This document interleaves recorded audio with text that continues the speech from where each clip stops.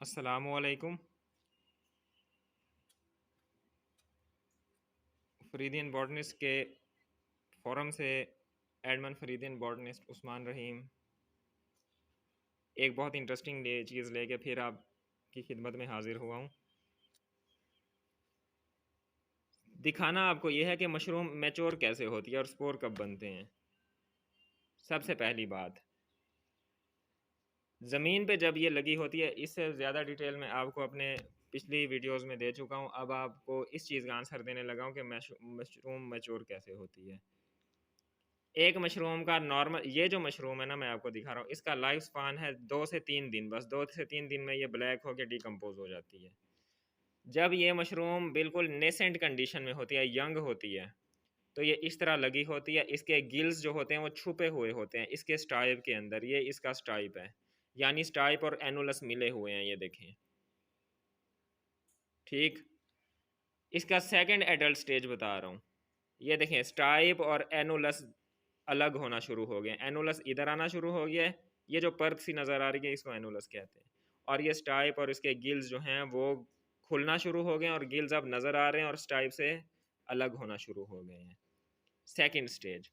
Third stage, मोर adult, और खुल गई है, स्टाइप छोटा होता गया है और गिल्स आपको वाजे नज़र आ रहे हैं, यानी देखने से आप बता सकते हैं कि ये गिल्स हैं। अच्छा, बेसिडियम को देखने का क्या तरीका है? आप इसके ये गिल्स अलग करें, इनको आप माइक्रोस्कोप में जब रखेंगे और देखेंगे, बल्कि आप इसको एक बार हाथ को ऐसे करके स्लाइड पे ऐसे लगा के जब देखेंगे, हज़ारों लाखों करोड़ों स्पोर्स, बेसिडियोस्पोर्स आपको स्लाइड पे विजिबल नज़र आएंगे। ठीक है, जब जब यही मशरूम जो है वो मैच्योर होती है, फिर ये इस तरह खुलना शुरू हो जाती है। ये इसकी और एडल्ट स्टेज है। देखें, अब ये अलग हो गया और ये ऐसे ऊपर की तरफ छतरी बना चुका है। ये जो बेसिडियम है ये मुकम्मल मैच्योर बेसिडियम है, मुकम्मल mature basidium. At last mushroom इस तरह खुल जाती है, एंड पे ये इस तरह हो जाती है। कब होता है ये चीज़ें, कब होती हैं ये चीज़ें? टेम्परेचर कंटेंट, टेम्परेचर नॉर्मल हो मशरूम की ग्रोथ के लिए। हर मशरूम अलग टेम्परेचर पे ग्रो करती है, कुछ ऐसी भी हैं जो सिर्फ हिली एरियाज़ में पाई जाती हैं, ये लो टेम्परेचर पे ग्रो करती है। ठीक है, जब नमी होती है, इतना भी टेम्परेचर लो ना हो, यानी रूम टेम्परेचर से कम हो, यानी 25 से लेके 30-32 तक ये ग्रो कर जाती है। जब नीचे से न्यूट्रिएंट से अब्जॉर्ब करती जाए तो ये ओपन हो जाएगी, खुल इस तरह बड़ी होती जाएगी और न्यूट्रिएंट से अब्जॉर्ब करेगी और मैच्योर और मैच्योर और मैच्योर। इस स्टेज पे जब पहुंचेगी, इसके ये जो बेसिडियम वाला पोर्शन है ये ब्लैक होना शुरू हो जाएगा। ब्लैक होने का मतलब ये होता है मशरूम का कि अब इसके अंदर यहाँ पे मैच्योर बेसिडियोस्पोर बनना शुरू हो गए हैं, जो कहीं पे भी गिर पे के फिजिबल कंडीशन मिलते ही न्यू प्लांट बॉडी बना सकते हैं। क्योंकि माइसीलियम इनका बहुत, प्राइमरी माइसीलियम इस मशरूम की बात कर रहा हूँ, इन सब की बहुत पतला होता है, पेनिट्रेट करता है ज़मीन में, दूर दूर तक पेनिट्रेट कर सकता है। इसलिए पेनिट्रेट करते करते ये एंजियोस्पर्म्स और ग्रास की रूट्स के साथ माइकोराइजल एसोसिएशन बनाता है। इसलिए इसका सबसे बड़ा एविडेंस ये है कि जहाँ पे भी ये मशरूम्स पाई जाएंगी वहाँ पे आपको ग्रास जो है वो बड़ा बड़ा हुआ मिलेगा, यानी ग्रास काफ़ी बढ़ चुका होगा साइज़ में। क्यों? क्योंकि खुद भी नाइट्रोजन एब्जॉर्ब करती हैं और दूसरे इनऑर्गेनिक न्यूट्रिएंट्स जो हैं वो अच्छे तरीके से एसिमिलेट भी करती हैं, और जिसके साथ माइकोराइजा बनाती हैं उसके भी ये मज़े करा देती हैं, उसको भी न्यूट्रिएंट्स प्रोवाइड कर देती हैं। ये तो, और अगर ये एडिबल हैं तो इनकी बहुत ज़्यादा न्यूट्रिशनल इम्पोर्टेंस भी है। लेकिन दूसरे कंट्रीज़ में चाइना, क्योंकि चाइना में ज़्यादातर कम्युनिस्ट हैं, अल्लाह ताला के वजूद के कायल नहीं हैं, तो जब हम एक खुदा के वजूद से हट जाएं तो इंसान की गुमराही का दौर शुरू हो जाता है। ठीक, एक खुदा का जो कंसेप्ट है वो आपको एक तो उम्मीद भी देता है जीने की, और आपको एक रास्ता भी दिखाता है। क्यों?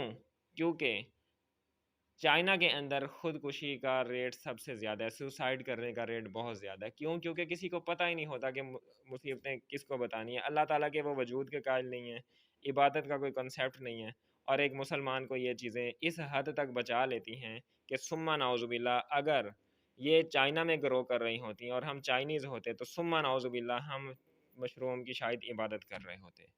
चाइना के अंदर इनकी बाकायदा इबादत की जाती है।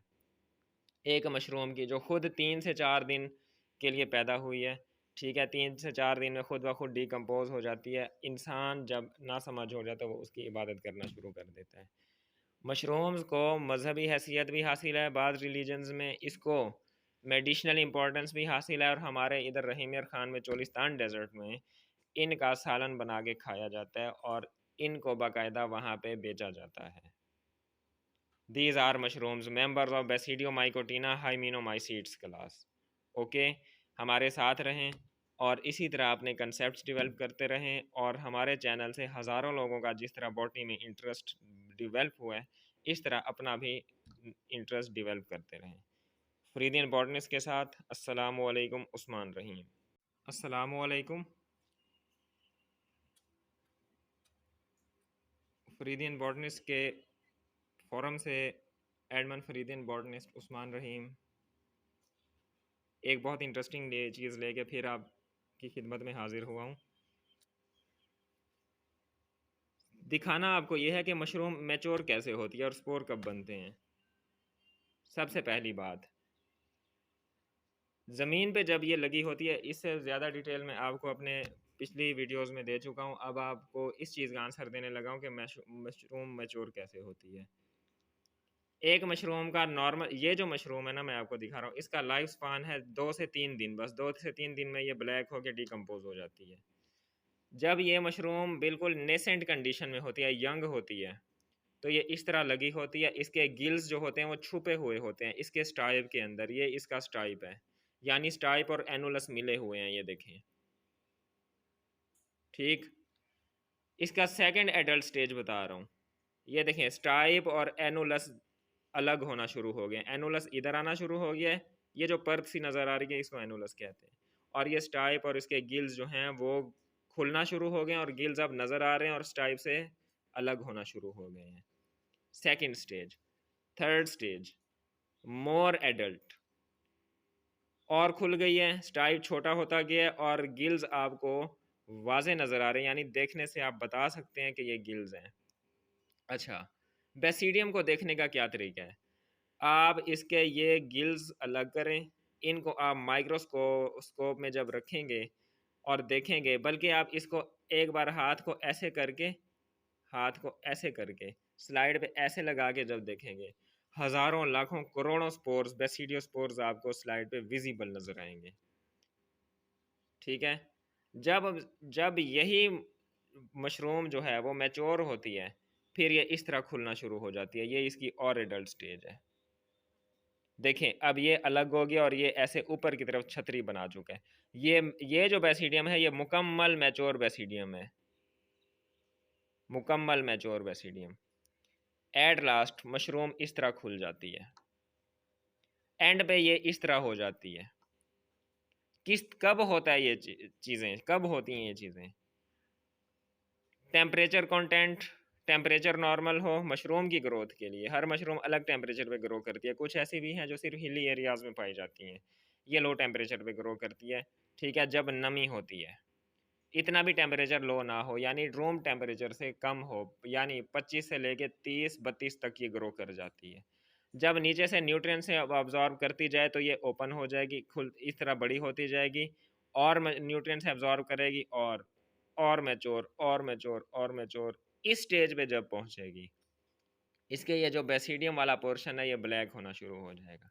ब्लैक होने का मतलब ये होता है मशरूम का कि अब इसके अंदर यहाँ पे मैच्योर बेसिडियोस्पोर बनना शुरू हो गए हैं, जो कहीं पे भी गिर पे के फिजिबल कंडीशन मिलते ही न्यू प्लांट बॉडी बना सकते हैं।